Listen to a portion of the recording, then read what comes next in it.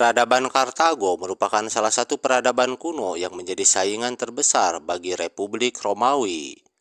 Meskipun keberadaan Kartago berakhir dengan kekalahan mereka dalam Perang Punik kedua, warisan mereka tetap menjadi bagian penting dalam sejarah dunia. Berikut adalah sejarah lengkap peradaban Kartago, saingan terbesar Roma yang dilupakan. Asal-usul Kartago didirikan oleh para kolonis Fenisia dari kota Tyre, sekarang Libanon, pada abad ke-9 sebelum Masehi.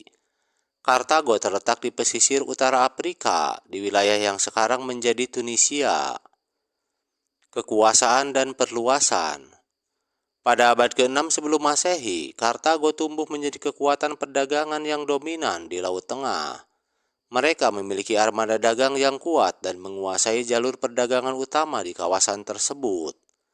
Kartago juga memperluas wilayah kekuasaannya melalui kolonisasi dan penaklukan, mendirikan koloni-koloni di sepanjang pesisir Afrika Utara, Sisilia, Sardinia, dan Spanyol.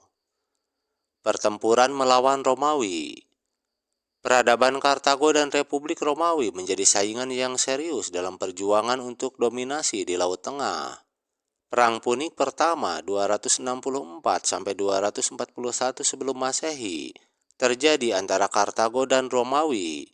Perang ini berakhir dengan kemenangan Romawi dan Kartago harus menyerahkan Sisilia kepada Romawi.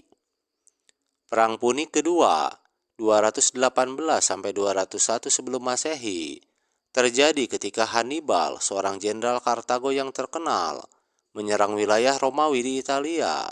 Namun Romawi berhasil membalikan keadaan dan menaklukkan Kartago.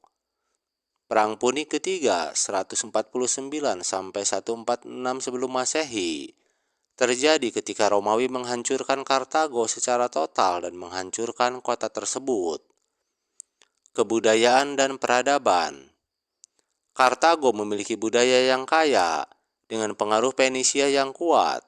Mereka adalah pengekspor yang terampil dan dikenal karena kerajinan tangan mereka, termasuk kain, perunggu, keramik, dan karya seni lainnya. Kartago juga memiliki sistem politik yang kompleks dengan majelis, senat, dan pemerintahan yang dijalankan oleh oligarki dan aristokrasi. Pengaruh terhadap dunia barat.